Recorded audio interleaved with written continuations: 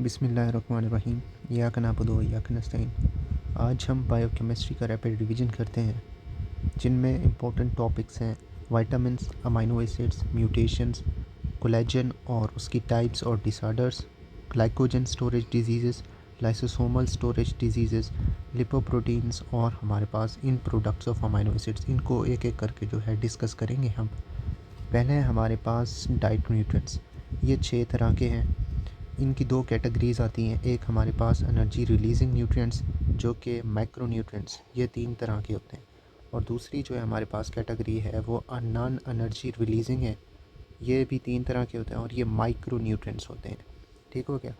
Energy releasing nutrients जो है ये हमारे पास कार्बोहाइड्रेट्स जो कि 60% होंगे और लिपिड्स 30%, प्रोटीन जो हैं 10% होंगे। तो इनको है ना, आगे मैं एक एग्जांपल देता हूँ वो समझेंगे उसमें। और माइक्रो न्यूट्रिएंट्स जो हैं इनमें वाटर, विटामिन्स और हमारे पास मिनरल्स आएंगे। ठीक हो गया। अभी ये जो ना हमारे पास फॉर एग्ज़ाम्पल माइक्रो न्यूट्रिएंट्स को समझते हैं। इसमें ना अगर 60 केजी का एक बंदा है तो उसको ना तकरीबन 24 घंटों में जो है 2000 किलो कैलोरीज जो है चाहिए होती है प्रॉपर बॉडी फंक्शनिंग के लिए। 2000। तो हमने कहा कि कार्बोहाइड्रेट्स कितनी चाहिए, 60%, लिपिड्स 30% और हमारे पास प्रोटीन्स 10%। अगर हम इस 2000 को डिवाइड करें तो हमने इसी लिहाज से करना है 60, 30 और 10-10 में। तो कार्बोहाइड्रेट्स जो है हमारे पास ये कितनी बनेगी, कार्बोहाइड्रेट्स 2000 में से जो है 60% निकाले तो हमारे पास आलमोस्ट ये बनता है 1200 किलो कैलोरीज। ठीक है। और लिपिड्स निकाले 2000 में से तो ये हमारे पास तकरीबन 600 किलो कैलोरीज जो है बनती है। और प्रोटीन्स इसी तरह जो है हमारे पास 200 किलो कैलोरीज जो है बनती है। ठीक हो गया। अब 1 ग्राम जो है हमारे पास कार्बोहाइड्रेट का ये तकरीबन 4.1 किलो कैलोरी के बराबर होता है। और इसी तरह लिपिड्स का जो है 1 ग्राम हमारे पास 9.1 किलो कैलोरीज के बराबर होता है। और प्रोटीन्स का 1 ग्राम जो है हमारे पास 4.1 किलो कैलोरीज के बराबर होता है। इतनी बात हो गई। अब हमारे पास जो है अगर एक्सेस कार्बोहाइड्रेट्स इनटेक हो गया है तो ये आपकी लिवर में एज अ ग्लाइकोजन वहाँ पे स्टोर हो जाएगा और आपके स्केलेटल मसल्स में जो है ये स्टोर हो जाएगा। स्केलेटल मसल्स और ग्लाइकोजन में ये स्टोर होगी कार्बोहाइड्रेट्स। फिर हमारे पास जो आपकी एक्सेस फैट इनटेक हो गया है तो ये आपका लिपिड्स में, तो ये आपका इंक्रीज़ कर देगी सिंपल फैट को। ठीक हो गया। फिर हमारे पास अगर प्रोटीन की जो है एक्सेसमेंट आ गई है तो वो हमारे पास सिंपल फैट में ये भी क्या है, स्टोर हो जाएगी। ठीक हो गया। सिंपल फैट में स्टोर हो जाएगी। सिंपल सी बातें। कार्बोहाइड्रेट्स जो है आपकी ये ग्लाइकोजन और हमारे पास स्केलेटल मसल्स में जो है वहाँ पे स्टोर होगी अगर ये एक्सेस हो गई तो। ठीक हो गया। और हमारे पास जो लिपिड्स हैं ये सिंपल फैट्स में जो है इंक्रीज़ होंगे और प्रोटीन्स भी इसी तरह हमारे पास सिंपल फैट्स में ये इंक्रीज़ हो जाएंगे। ठीक हो गया। अब हमारे पास इनकी कार्बोहाइड्रेट्स की डिक्रीज़ इनटेक हुआ है तो ये प्रोटीन को क्या है, ब्रेक डाउन करना स्टार्ट कर देंगी। इसी तरह अगर हमारे पास प्रोटीन में डिक्रीज़ इनटेक हुआ है तो वो मसल्स को क्या कर देंगी, मसल वीकनेस हो जाएगी। ठीक हो गया। रिकरेंट इन्फेक्शंस हो सकते हैं और ओस्टियोपोरोसिस हो सकती है और हमारे पास कोई स्किन प्रॉब्लम्स हो सकती हैं अगर प्रोटीन आप नहीं ले रहे तो, क्योंकि ये हमारे पास प्रोटीन्स जो है एसेंशियल न्यूट्रिएंट्स होते हैं तो ये हमारी बॉडी को चाहिए होते हैं। तो अगर ये ना मिले तो ये आपको ये बीमारियां करा, मसल वीकनेस करा सकती है, रिकरेंट इन्फेक्शंस, ओस्टियोपोरोसिस और स्किन जो है प्रॉब्लम्स करा सकती हैं। ठीक हो गया। नेक्स्ट हमारे पास है विटामिन्स। विटामिन्स अब 2 तरह के हैं, वाटर सॉल्युबल और फैट सॉल्युबल। वाटर सॉल्युबल जो हैं आपके 2 कैटेगरीज़ में जाते हैं। एक तो आपका जो है बी कम्प्लेक्स और एक होता है नॉन बी कम्प्लेक्स। ठीक हो गया। अब बी कम्प्लेक्स जो है ये एनर्जी रिलीजिंग विटामिन्स होते हैं। इनमें आप क्या, विटामिन B1 जैसे आप राइबो सॉरी आप बोलते हैं थायामाइन। और विटामिन B2 जो है इसे आप बोलते हैं राइबोफ्लेविन। और विटामिन B3 जो है इसे आप नियासिन बोलते हैं। और विटामिन 5 जो है आप इसे बोलते होते हैं पेंटाथोनिक एसिड। जो विटामिन B4 होता है तो ये जो है ऐसे समझें उन साइंसदानों ने या जो भी इन नाम रखे इनके, तो वो कहते हैं कि ये हमारी कम्युनिटी में विटामिन B4 नहीं बैठता, तो ये जो है विटामिन B4 नहीं है। फिर हमारे पास विटामिन फॉर हीम बायोसिंथेसिस। जो हीम बायोसिंथेसिस के लिए विटामिन है वो आपका जो है विटामिन B6 है, जिसे आप पेरिडोक्साइन या पेरिडोक्सिल या आप पेरिडोक्सामाइन भी बोलते हैं। ठीक है, इसकी काज क्या हो सकती है, हमारे पास माइक्रोसाइटिक एनीमिया जो है काज हो सकती है। आगे हम डिस्कस करते हैं इनकी डेफिशिएंसीज। ठीक हो गया। फिर हमारे पास vitamin for one carbon metabolism AKA haematopoietic जो विटामिन हैं वो आपके विटामिन B9 और विटामिन B12। अब ये जो है आपका विटामिन B9 इसे आप फोलिक एसिड भी बोलते हैं। ठीक है। और विटामिन B12 इसके 3 नाम है, कोबालामाइन हो गया, कोबालामाइन, सियानोकोबालामाइन और मैथीकोबालामाइन। ये जो है विटामिन B12 के नाम है, ये आपकी बॉडी में स्टोर्ड होते हैं। ठीक हो गया। विटामिन B7 जिसे आप बायोटिन बोलते हैं। अब जो हमारे पास विटामिन B9 और आपका जो विटामिन B12 है, हमने कहा कि ये आपकी बॉडी में स्टोर्ड होते हैं, लेकिन मोस्ट ऑफ जो आपके बी कम्प्लेक्स विटामिन्स होते हैं ना, वो आपकी बॉडी से इजीली बाहर निकल जाते हैं, फ्लश्ड आउट हो जाते हैं। ठीक है, लेकिन B9 और जो B12 हैं ये आपकी बॉडी में स्टोर्ड रहते होते हैं। फिर हमारे पास आते हैं नॉन बी कम्प्लेक्स। ये आपके पास एक विटामिन है जो कि विटामिन C है, जिसे आप एस्कॉर्बिक एसिड भी बोलते हैं। ठीक हो गया। ये आपकी iron absorption from the gut जो है होती है इसमें।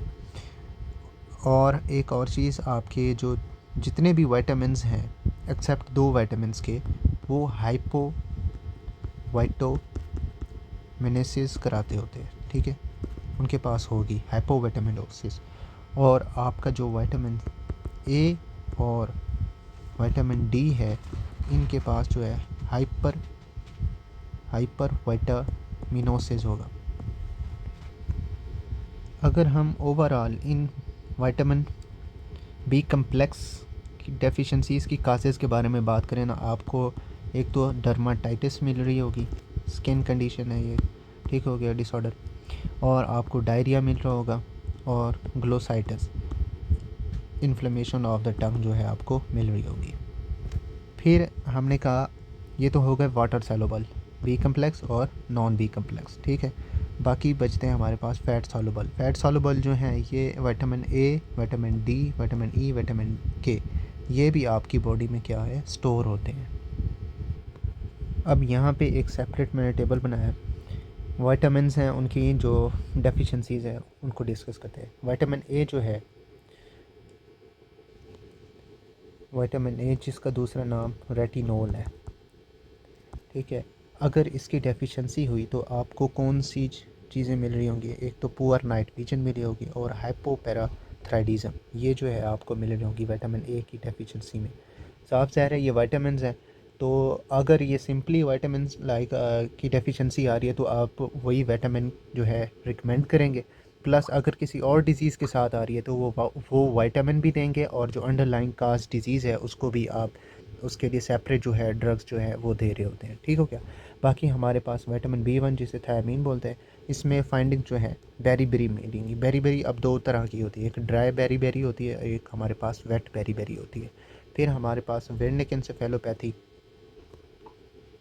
ये जो वर्निक इंसेफेलोपैथी है ना, ये हमारे पास न्यूरोलॉजिकल जो है एक कंडीशन है जो कि ट्राइएड पर होती है। एक तो हमारे पास आई के रिलेटेड होगी कोई, या एक हमारे पास आई के रिलेटेड विद लाइक हमारे पास निस्टैग्मस,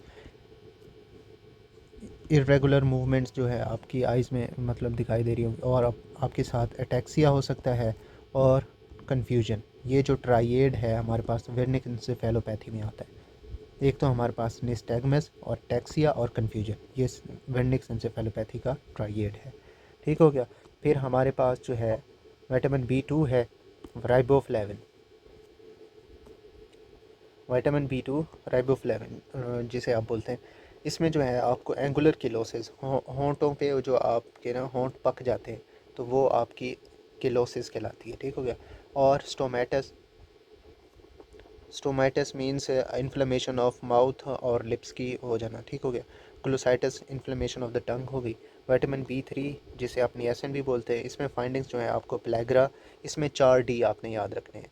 एक तो आपके पास डायरिया, डर्माटाइटिस, डिमेंशिया। अगर आपने इनको ट्रीट ना किया तो पेशेंट की क्या है, डेथ हो सकती है। ठीक हो गया। डायरिया, डिमेंशिया और हमारे पास डर्माटाइटिस और डेथ, ये जो है विटामिन B3 में आते हैं। विटामिन B5 जिसे आप पेंटोथेनिक एसिड भी बोलते हैं, इसमें जो फाइंडिंग मिल रही होगी बर्निंग फीट सिंड्रोम। ठीक हो गया। मैं फिर से बता रहा हूँ कि अगर विटामिन्स के साथ लाइक आ रही है कोई बीमारी तो आप वही विटामिन भी देंगे, अगर उसके साथ कोई और बीमारी आ रही है तो उसके साथ आप दूसरी ड्रग्स भी दे रहे होंगे, प्लस विटामिन्स भी दे रहे होंगे। विटामिन B6 में जो है उसे आप पेरिडोक्साइन भी बोलते थे, इसमें जो फाइंडिंग्स मिलेगी वो पेरिफेरल न्यूरोपैथी, और ये एक ड्रग है एंटी ट्यूबरकुलोसिस आइसोनेजिड, ये उसके साथ आप दे रहे होते हैं, क्योंकि आइसोनेजिड का ये साइड इफ़ेक्ट है, ये पेरिफेरल न्यूरोपैथी जो है करा रही होती है, तो आप तब ये विटामिन B6 देंगे। ठीक हो गया। विटामिन B9 जिसे आप फोलेट बोलते हैं, ये हमारे पास मैकेलोब्लास्टिक एनीमिया, इसकी डेफिशिएंसी करा सकती है, और हाइपर सेगमेंटेड न्यूट्रोफिल्स भी हो सकते हैं। विटामिन B12 जिसे आप सियानोकोबालामिन बोल रहे थे, इसमें डेफिशिएंसी अगर हुई तो ये आपको megaloblastic anaemia, hyper segmented neutrophils, peripheral neuropathy of dorsal column of the tract ये देगी। विटामिन C जो है इसमें आपको डेफिशिएंसी अगर इसकी हुई तो ये स्कर्वी होगा। इकीमोसिस क्या है, ज़ख़म का रह जाना, ये आपके पास जो है इकीमोसिस कहलाती है। और ब्लीडिंग गम्स, पिटेशिया, ये जो है आपके विटामिन C की डेफिशिएंसी में आते होते हैं। विटामिन D में जो है आपको क्या मिलेगा, रिकेट्स मिलेगी इन चिल्ड्रन। ठीक हो गया। ओस्टियोमलेशिया जो है वो आपको एडल्ट्स में मिलेगी। विटामिन K की डेफिशिएंसी हुई तो ये आपके प्रोथ्रोम्बिन टाइम को क्या है, बढ़ा देगी। प्रोथ्रोम्बिन टाइम में असली एक ब्लड टेस्ट होता है जिसमें आप चेक करते होते हैं कि आपका ब्लड जो क्लॉट है कितनी देर में बना है, तो ये अगर विटामिन K की डेफिशिएंसी हुई तो ये प्रोथ्रोम्बिन टाइम जो है वो बढ़ा हुआ मिलेगा, और INR भी बढ़ा हुआ मिलेगा। साइंस और सिम्टम्स जो है माइल्ड टू सीवियर जो है ब्लीडिंग होगी इसमें, और अगर वारफरिन की थेरेपी मतलब इसमें जो है एंटीडोट वारफरिन का है वो हमारे पास विटामिन K होता है। अब यहाँ पे हमारे पास कुछ अमाइनो एसिड्स हैं, उनके जो हम देखते हैं। कीटोजेनिक जो है इसके अंदर जो हमारे पास ल्यूसाइन और लाइसाइन जो है अमाइनो एसिड आएंगे, और essential amino acid, non essential amino acid. Essential amino acids में आपके पास कौन कौन से हैं, phenylalanine, valine, tryptophan, threonine, isoleucine, methionine, histidine, leucine और हमारे पास लाइसाइन। तो हमने कीटोजेनिक में जो पढ़े हैं ल्यूसाइन और लाइसाइन, ये हमारे पास एसेंशियल क्या है, न्यूट्रिएंट्स हैं। नॉन एसेंशियल अमाइनो एसिड्स में कौन से हैं, आपने इस तरह इनको याद रखना है, 3A और 3G। एक तो हमारे पास एलानाइन, एस्पार्जेनाइन, एस्पायरेट, और ग्लूटामेट, ग्लाइसिन और ग्लूटामाइन, सिस्टीन और प्रोलाइन, सीराइन और टायरोसिन, ये आपके नॉन एसेंशियल क्या हैं, अमाइनो एसिड्स हैं। ग्लूकोजन जो है इसमें अमाइनो एसिड्स आपके हिस्टिडीन, एर्जिनाइन, वेलाइन और मेथियोनाइन आएंगे। पॉजिटिव चार्ज जो है इसमें अमाइनो एसिड जो है आपने एक निमोनिक याद रखना है, हाल का, HAL हाल, हिस्टिडीन, एर्जिनाइन और लाइसाइन, ये जो है पॉजिटिव चार्ज रखते हैं। और नेगेटिव चार्ज जो है आपके अमाइनो एसिड जो है एस्पर्टेट और ग्लूटामेट होंगे। DNA के पास हिस्टिडीन होती है। ठीक हो गया। फिर हमारे पास है कोलेजन। कोलेजन ना एक मेन स्ट्रक्चरल प्रोटीन है एक्स्ट्रा सेलुलर मैट्रिक्स की, जो कि आपके कई कनेक्टिव टिश्यूज़ में जो है मिलती है। ये फाइबर लाइक स्ट्रक्चर है जो कि कनेक्टिव टिश्यू को क्या करता है, बनाता है। इसे कोई आर्गन प्रोड्यूस नहीं करता, बल्कि ये हमारे पास फाइब्रोब्लास्ट पे डिपेंड करती है। फाइब्रोब्लास्ट ये सेल्स हैं जो आपके कनेक्टिव टिश्यूज़ में होते हैं, और ये आपकी पूरी बॉडी में क्या हैं, फैले हुए होते हैं। क्योंकि इनका काम क्या है, कोलेजन बनाना, कोलेजन क्या करती है, आपके सेल्स के स्ट्रक्चर को क्या है, होल्ड करके रखती होती है। फिर ये हमारे पास एक प्रोसेस से जाती है जिसे आप एंडोप्लाज्मिक रेटिकुलम और गोल्जी बॉडी बोलते हैं। फिर ये होल जो पूरा प्रोसेस है ना, इसे विटामिन सी की क्या है, ज़रूरत होती है। जैसे ही आपका सेल आउटसाइड द सेल जो है पेप्टाइड चेन्स टूटेंगी, क्लीव्ड होंगी, तो ट्रोपोकोलेजन जो है बन जाएगी। ये ट्रोपोकोलेजन जो है मॉलिक्यूल्स गैदर यानी कि इकट्ठे बनाएंगे कोलेजन फाइब्रिल्स को एक कोवैलेंट क्रॉस लिंकिंग के ज़रिए से, तो तब आपके पास क्या है, प्रॉपर जो है कोलेजन जो है बन जाएगी। ठीक हो गया। फिर हमारे पास कोलेजन की टाइप्स हैं। टाइप 1 जो है, इसमें जो है आपकी फाइब्रोकार्टिलेज, बोन, टेंडन, फेशिया और स्किन, इनको जो है बनाएगी। टाइप 2 में जो है आपकी इलास्टिक, हाइलाइन कार्टिलेज और विट्रस बॉडी जो है आपकी आई में होती है। तो ये सीधे सीधे एमसीक्यूज़ बनते होते हैं, आपने टाइप बतानी होती है। लाइक वो पूछेंगे कि फाइब्रोकार्टिलेज कौन सी टाइप कोलेजन में होता है, तो आपने टाइप 1 जो है सेलेक्ट करना है। ठीक हो गया। फिर हमारे पास टाइप 3 आ गए। टाइप 3 जो है इसमें आपकी ब्लड वेजल्स, यूट्रस, रेटिक्यूलिन और स्किन जो है यहाँ पे बन रही होगी। टाइप 4 जो है इसमें बेसमेंट मेम्ब्रेन और लेंस, आई का जो लेंस है ना, वो यहाँ पे बन रहा होगा। अब एक और चीज़ है हमारे पास, अर्ली वाउंड हीलिंग और late wound healing. Early wound healing में जो है ग्रेनुलेशन टिश्यू जो कि टाइप 3 कोलेजन में आएगी, और लेट वाउंड हीलिंग ये इस तरह का एक आपके पास जो है क्लिनिकल क्वेश्चन करते होते हैं कि लेट वाउंड हीलिंग कहाँ होगी, तो आपके पास वाउंड स्ट्रेंथन टाइप 1 कोलेजन में जो है हो रही होगी।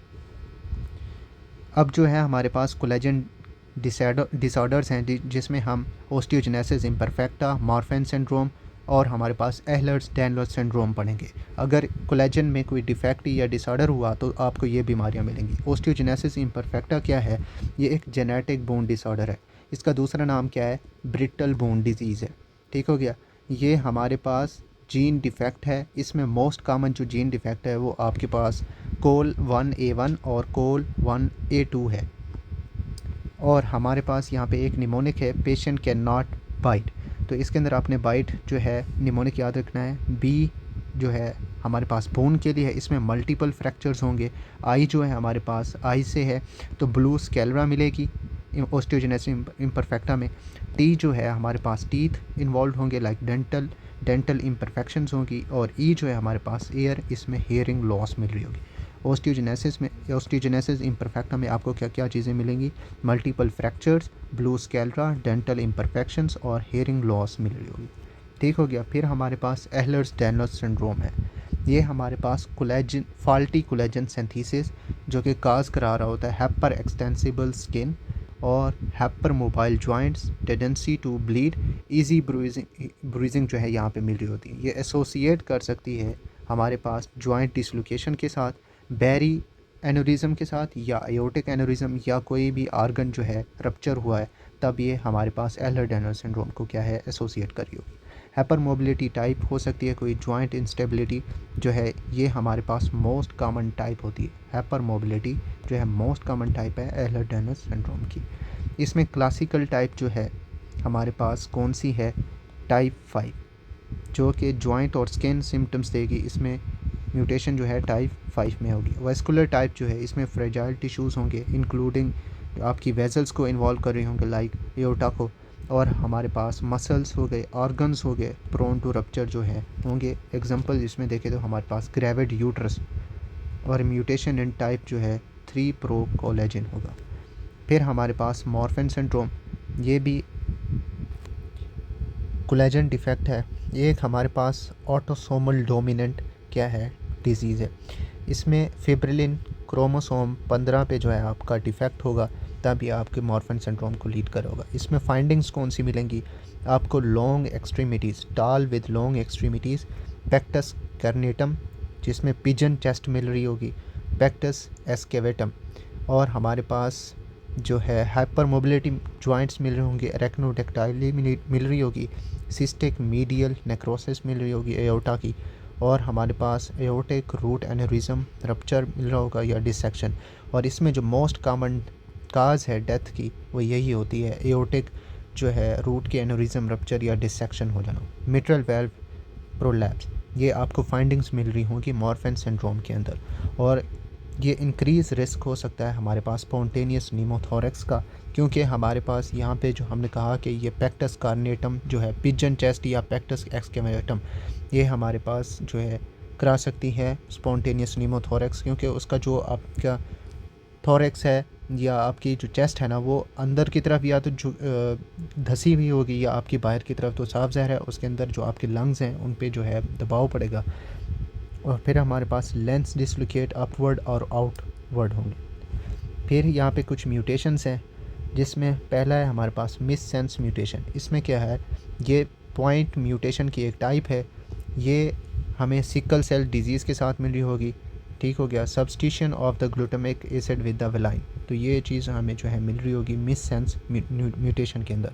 दूसरा जो है हमारे पास नॉन सेंस म्यूटेशन है, जिसे आप स्टॉप म्यूटेशन भी बोलते हैं। रिज़ल्ट इसका क्या निकलेगा, ये अर्ली स्टॉप कोडोन जिसमें UGA और UAA और UAG जो है मिल रहे होंगे, और ये क्या करती है, जनरेट कर रही होती है नॉन फंक्शनल प्रोटीन्स। तो साफ ज़ाहिर है प्रोटीन्स का जो फंक्शन है वो इनमें मिल ही नहीं रहा, तो नॉन फंक्शनल है, तो ये इसलिए हम इनको बोलते थे नॉन सेंस म्यूटेशन। नेक्स्ट है हमारे पास फ्रेम शिफ्ट म्यूटेशन। ये आपको डुशेन मस्कुलर डिस्ट्रॉफी डिजीज़ में मिल रही होगी और टे-सैच डिजीज़ में मिली होगी। ये टे-सैच डिजीज़ जो है हम आगे डिस्कस करते हैं, डुशेन मस्कुलर को भी हम डिस्कस करेंगे। स्प्लाइस साइट म्यूटेशन, ये जो है हमारे पास बीटा थैलासीमिया में मिल रही होगी और गौचर डिजीज़ और मॉर्फन सिंड्रोम में क्या है मिल रही होगी। नेक्स्ट है हमारे पास लाइपोप्रोटीन्स। लाइपोप्रोटीन्स जो है ना राउंड पार्टिकल्स होते हैं हमारे पास, ये बने होते हैं फैट, लिपिड्स और प्रोटीन्स जो कि ट्रैवल कर रही होते हैं आपकी ब्लड स्ट्रीम्स के अंदर थ्रू आउट द बॉडी। ठीक हो गया, इनमें जो है हमारे पास काइलोमाइक्रोन्स जो कि इंटेस्टाइन में होते हैं और ये लार्ज ट्राइग्लिसराइड्स होते हैं। ठीक हो गया, VLDL very low density lipoprotein और लो डेंसिटी लिपोप्रोटीन ये आपकी लिवर में सिंथेसाइज हो रहे होते हैं। HDL जिसे हाई डेंसिटी लिपोप्रोटीन भी बोलते हैं, हाई डेंसिटी HDL जो आपके गुड कोलेस्ट्रॉल कहलाते हैं, LDL जो है बैड कोलेस्ट्रॉल कहलाते हैं। HDL जो है ये आपके लिवर और इंटेस्टाइन में क्या है सिंथेसाइज हो रहे होते हैं। हाईएस्ट ट्राइग्लिसराइड्स जो है आपके, अगर बात करें तो हाईएस्ट ट्राइग्लिसराइड किन के पास होगा, वो आपके काइलोमाइक्रोन्स के पास होगा, फिर VLDL के पास, फिर LDL और HDL के पास होगा। ठीक हो गया, फिर हमारे पास हाईएस्ट कोलेस्ट्रॉल किन के पास होगा, LDL के पास, फिर VLDL के पास, फिर HDL के पास और काइलोमाइक्रोन्स के पास। हाईएस्ट प्रोटीन्स की बात करें तो ये आपके पास HDL, सबसे ज़्यादा गुड जो कोलेस्ट्रॉल है उसके अंदर जो है हाईएस्ट प्रोटीन्स होंगी, LDLs, फिर VLDLs और फिर जाके काइलोमाइक्रोन्स के पास होंगी। हाईएस्ट फास्फोलिपिड जो है HDL के पास होंगे, फिर हमारे पास LDL, फिर VLDL और काइलोमाइक्रोन्स। फिर यहाँ पे कुछ हेरिडिटरी डिजीज़ हैं फेमिलियल।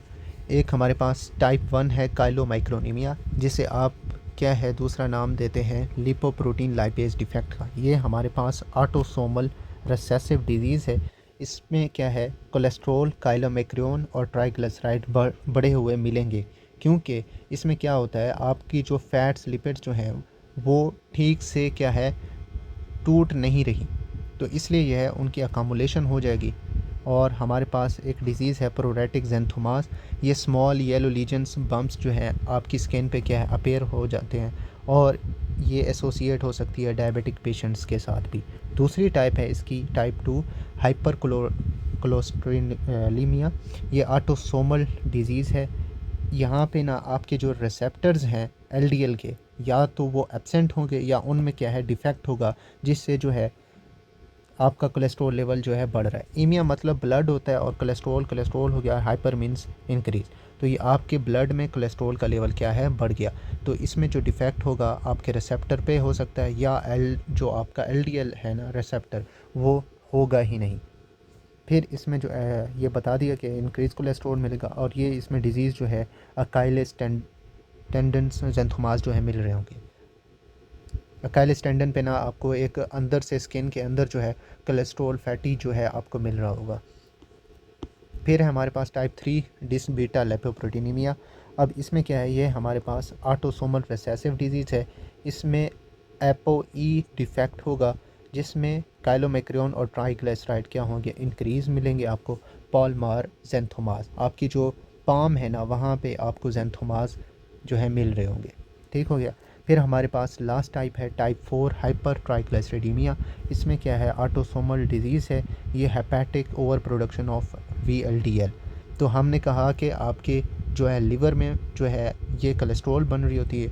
आगे मैं आपको बताता हूँ, बल्कि यहीं पे बता देता हूँ, आपका कोलेस्ट्रॉल जो है ना फ़ैट लाइक जो है, फ़ैट लाइक होता है, और ये क्या करता है, वैक्सी सब्सटेंस होता है, वैक्सी सब्सटेंस, और ये बना रहा होता है आपका सेल मेम्ब्रेन, और कई हार्मोन्स होते हैं, कई हार्मोन्स, और विटामिन डी को क्या है बना रहा होता है, विटामिन डी को। कोलेस्ट्रॉल क्या है, ये फ़ैट लाइक है, वैक्सी सब्सटेंस है आपकी सेल मेम्ब्रेन्स, और कई हार्मोन्स और विटामिन डी को बना रहा होता है। और ये कहाँ से आ रहा होता है, हमने कहा कि कोलेस्ट्रॉल जो आपकी ब्लड स्ट्रीम में सर्कुलेट कर रहा होता है। ये दो सोर्सेज से आ रहा होता है, एक तो फूड्स जो आप खाते हैं वहाँ से कोलेस्ट्रॉल आ रहा होता है, एक आपके लीवर में मिल रहा होता है। अब इसके टाइप्स की बात करें तो हमने कहा पहले ही डिस्कस कर लिया कि LDL होता है और एक HDL होता है। LDL को हम बैड कोलेस्ट्रॉल बोलते हैं और HDL को गुड कोलेस्ट्रॉल बोलते हैं। लेकिन आपकी बॉडी में जो है ज़्यादातर LDL होगा, ठीक है। और HDL जो है ये इसका फंक्शन देखें तो ये आपका जो ब्लड है ना वो HDL को एब्जॉर्ब करेगा, फिर ये वापस ला के लीवर को दे देगा, ठीक हो गया। ये हमारे पास कहानी थी कोलेस्ट्रॉल की। फिर हमारे पास हम डिस्कस कर रहे थे इसके बारे में कि ये hepatic over production of VLDL हो जाएगी इसमें, और ट्राइग्लिसराइड जो है हमारे पास VLDL और ट्राइग्लिसराइड इंक्रीज़ होगा टाइप 4 के अंदर, और इसके अंदर डिजीज़ जो हैं आपको पेंक्रियाटाइटिस और इंसुलिन रेजिस्टेंस मिल रही होगी। इतना समझ आ गया। फिर हमारे पास इन प्रोडक्ट्स हैं अमाइनो एसिड मेटाबॉलिज्म्स के। ट्रिप्टोफैन के इन प्रोडक्ट्स जो हैं आपके सेरोटोनिन, मेलाटोनिन और नियासिन हो गया। ग्लूटामिक एसिड के गाबा और ग्लूटाथियोन, फिनाइल एलानाइन और टायरोसिन के जो है आपके इन products T3, T4, melanin, dopamine, tyramine, epinephrine और नॉर एपिनेफ्रीन। एर्जिनाइन में जो है आपको यूरिया और क्रेटिनाइन मिलेगी। मेथियोनाइन और सिस्टीन में जो है आपको पायरुवेट फॉर्मेशन, को-ए टावरीन और ग्लूटाथायोन मिलेगी। ग्लाइसिन में जो है आपको ग्लूटाथायोनाइन, सिराइन, सिस्टीन, कोलिन और बाइल साल्ट्स मिल रहे होंगे। फिर हमारे पास आ जाए ग्लाइकोजन स्टोरेज डिजीज़ पे। इसमें जो है हमारे पास कितनी टाइप्स हैं, 5 टाइप है। तो इसमें ना आपने एक निमोनिक याद रखना है, मैं यहाँ पे एक लिखता हूँ, निमोनिक याद रखना है, किधर लिखूँ मैं, यहाँ पे लिख लेता हूँ। Viagra pills cause a muscle, बस इतना याद कर लें। हार्ड एंड टाइट को जो है आप स्किप कर दें। इसमें ना आपने इस तरह का निमोनिक जो है बना लिया, Viagra pills cause a muscle hard and tight, ठीक हो गया। इसमें ना आपने ये इनके पहले जो वर्ड्स हैं इनको आपने क्या है याद रखना है, तभी आपकी ये जो है डिजीज़ ग्लाइकोजन स्टोरेज जो है आपको याद रहेंगी। टाइप 1 जो है वोन गिरकी है, ठीक हो गया। अब इसमें क्या है, तरतीब से आपने जाना है। डेफिशिएंसी एंजाइम कौन सी होगी, ग्लूकोज 6 फास्फेटेज, ये एंजाइम की डेफिशिएंसी आपको मिल रही होगी। इसमें जो आर्गन है वो आपको लिवर और किडनी अफेक्टेड मिलेगी, ठीक हो गया। और इसको आपने ट्रीट कैसे करना है, एक तो आप कॉर्न स्टार्च दे रहे होंगे, ठीक हो गया, कॉर्न स्टार्च, और प्लस आप इसे एलोपेरिनोल दे रहे होंगे। ये जो है आप एज अ ट्रीटमेंट दे रहे होंगे वोन गिरकी डिजीज़ के अंदर। फिर हमारे पास दूसरी टाइप आ जाती है पेल, हमने निमोनिक लिखा था पेल का, ठीक होगी। इसमें पोम्प टाइप 2 आ गई। इसमें जो डेफिशिएंसी होगी एंजाइम तो लाइसोसोमल एसिड मेल्टेज डेफिशिएंसी होगी। इसमें जो आर्गन्स होंगे वो सारे जो हैं अफेक्टेड होंगे। और ट्रीट इसे आप कैसे करेंगे, इसमें आप एंजाइम रिप्लेसमेंट कराएंगे, ठीक हो गया। ये आपका क्या है, ट्रीटमेंट है टाइप 2 पोम्प का। फिर हमारे पास टाइप 3 आती है। टाइप 3 जो है आपकी कौन सी है, कोरी। हमने कहा वाइग्रा पिल्स काज, अब काज का सी पहला ले लें।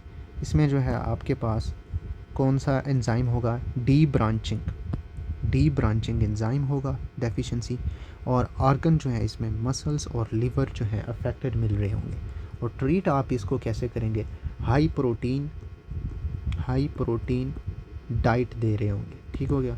प्लस अगर सीवरिटी की तरफ जा रहा है तो आप लिवर ट्रांसप्लांट जो है कर देंगे, लिवर ट्रांसप्लांट। ये आपका ट्रीटमेंट हो गया टाइप 3 कोरी के अंदर। हाई प्रोटीन डाइट दे रहे होंगे और लिवर ट्रांसप्लांट करा देंगे। फिर हमारे पास टाइप 4 आ जाती है, जिसे आप बोलते हैं एंडेरसन। निमोनिक याद रखें, Viagra pill cause a muscle. तो ए आ गया हमारे पास एंडेरसन। एंडेरसन इसमें एंजाइम डेफिशिएंसी आपकी कौन सी होगी? ग्लाइकोजन ब्रांचिंग एंजाइम डेफिशिएंसी होगी। इनमें ऑर्गन जो है आपको लीवर और स्प्लीन जो है अफेक्टेड मिल रहे होंगे। इसके ट्रीटमेंट की बात करें तो आप यहाँ पर डायरेक्टली जो है लिवर ट्रांसप्लांट करेंगे, ठीक हो गया। फिर हमारे पास टाइप 5 आती है मैकॉर्डिल, जिसे हमने कहा था वाइग्रा पिल काजा मसल एम, ठीक हो गया। इसमें हमारे पास जो एंजाइम डेफिशिएंसी है वो मसल फास्फोरिलेज डेफिशिएंसी आएगी। इसमें जो है आपकी ऑर्गन जो है वो सिर्फ मसल जो है अफेक्टेड होगा। इसमें आप जो है सुक्रोज जो है दे रहे होंगे, सुक्रोज ट्रीटमेंट, ठीक हो गया। ये हमारे पास ग्लाइकोजन स्टोरेज डिजीज़ हो गई। ऐसे तरतीब से याद रख लेना है आपने इनको, ये निमोनिक लिख लेना है, निमोनिक बना के ना फिर आपको इस तरह इजी रहेगा, ठीक हो गया। फिर हमारे पास आ जाती हैं लाइसोसोमल स्टोरेज डिजीज़। इसमें जो आपकी पहली जो है टे सैथ डिज़ीज़ है, इसमें जो एंजाइम डेफिशिएंट है वो हमारे पास हेक्सोसेमिनिडेज ए एंजाइम की डेफिशिएंसी होगी। इनहेरिटेंस पैटर्न जो है आपको यहाँ पे ऑटोसोमल रेसेसिव डिजीज़ मिली होगी। क्रोमोसोम 15 क्यू पे जो है डिफेक्ट मिल रहा होगा। और अकामुलेशन जो है सब्सटेंस जो है गैंग्लियोसाइड मिल रहे होंगे। और आपको टे सैथ डिजीज़ में जो है फाइंडिंग्स कौन सी मिल रही होंगी? एक तो आपको चेरी रेड मैक्यूला मिल रहा होगा, मैक्यूला, ठीक हो गया। एक आपको सीजर्स मिल सकती है, clinical finding science and symptoms जो मैं बता रहा हूँ, ठीक हो गया। इसमें आपको इंटेलेक्चुअल डिसेबिलिटी मिल सकती है, इंटेलेक्चुअल डिसेबिलिटी। फिर लाइसोसोम्स जो है ऑनियन स्किन की तरह होंगे, ठीक हो गया। ये आपकी जो है इसमें क्लिनिकल फाइंडिंग्स होगी। फिर आपके पास गाउचर डिजीज़ है, गाउचर। फिर इसमें जो एंजाइम डेफिशिएंसी है बीटा ग्लूकोसेरिब्रोसिडेज, ये मोस्ट कॉमन होता है सब में से गाउचर डिजीज़। तो ये काफ़ी जो है एमसीक्यूज़ भी पूछते होते हैं, इंपॉर्टेंट है बहुत ज़्यादा। इसमें आपका जो इनहेरिटेंट पैटर्न है क्रोमोसोम नंबर 1 है अफेक्टेड होगा। ये ऑटोसोमल रिसेसिव डिजीज़ है। इसमें अकोमुलेटेड सब्सटेंस कौन सा होगा? ग्लूकोसेरिब्रोसाइड। और इसमें आपको क्लिनिकल फाइंडिंग्स क्या मिल रही होंगी? इसमें हेपेटोस्प्लीनोमेगैली मिल रही होगी। प्लस आपको लाइटिक लीजेंस मिल रही होंगी लाइटिक लीजेंस। और गाउचर सेल्स माइक्रोफेजेस जो है की तरह जो है आपको मिल रहे होंगे पेपर ड्यू टू फाइब्रिलरी साइटोप्लाज्म, ये हो गई। और एसेप्टिक नेक्रोसिस ऑफ फीमर, ये इस तरह का जो है आपको क्लिनिकल क्वेश्चन बना के दे देते हैं कि एसेप्टिक नेक्रोसिस ऑफ फीमर है तो इसके अंदर कौन सी एंजाइम या एंजाइम डेफिशिएंसी हो सकती है या कौन सी डिजीज़ रिलेट कर सकती है। तो गौचर डिजीज़ हो गया, ठीक हो गया। फिर हमारे पास जो है क्रेव्स डिजीज़ की बात करें तो हमारे पास एंजाइम डेफिशिएंसी इसमें गैलेक्टोसेरिब्रोसिडेज। और ये हमारे पास इनहेरिटेड पैटर्न देखें तो इसके अंदर ऑटोसोमल रिसेसिव है, ठीक हो गया। और इसमें अकामुलेटेड सब्सटेंस जो है गैलेक्टोसेरिब्रो, जो नाम है एंजाइम डेफिशिएंसी वही जो है अकामुलेटेड सब्सटेंस में आ जाएगा। और इसकी जो आपको क्लिनिकल फाइंडिंग्स मिल रही होंगी, एक तो आपको ऑप्टिक एट्रोफी मिल रही होगी, प्लस डेवलपमेंटल डिले मिल रहा होगा, ठीक हो गया। फिर हमारे पास है फेब्रीज डिजीज़ में जो आपको एंजाइम मिल रहा होगा वो है अल्फ़ा गैलेक्टोसिडेज, इसकी डेफिशिएंसी मिल रही होगी। और ये एक्स लिंक्ड रिसेसिव है। और अकामुलेटेड सब्सटेंस जो है सिरामाइड ट्राईहेक्सोसाइड मिल रहा होगा। और इसकी फाइंडिंग्स में जो है आपको कौन सी फाइंडिंग मिलेंगी? पेरिफेरल न्यूरोपैथी, जिसमें बर्निंग पेन होगा आपके हैंड्स या फीट पे, बर्निंग पेन होगा कहाँ पे? हैंड्स या फीट